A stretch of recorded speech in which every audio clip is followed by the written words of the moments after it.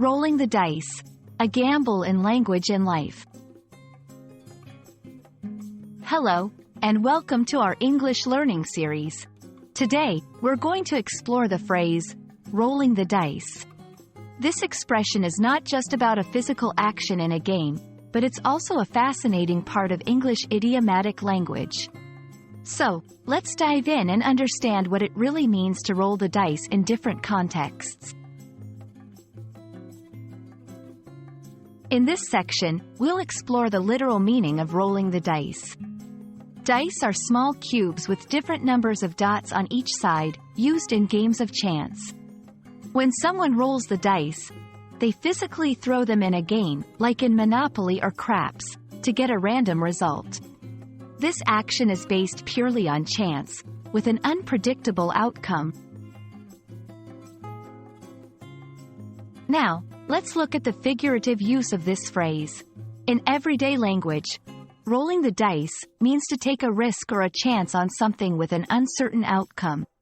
It's like making a decision without knowing for sure how things will turn out.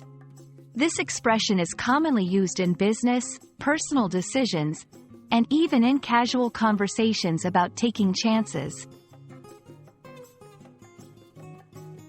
In this section, we'll go through some examples to see how this phrase is used in everyday conversation. For instance, he decided to roll the dice and start his own business, or, I'm rolling the dice by moving to a new city for this job. These examples show the phrase used in contexts of making big life decisions with uncertain outcomes. Rolling the dice also holds a cultural significance. It reflects a common theme in many cultures about the balance between fate and control.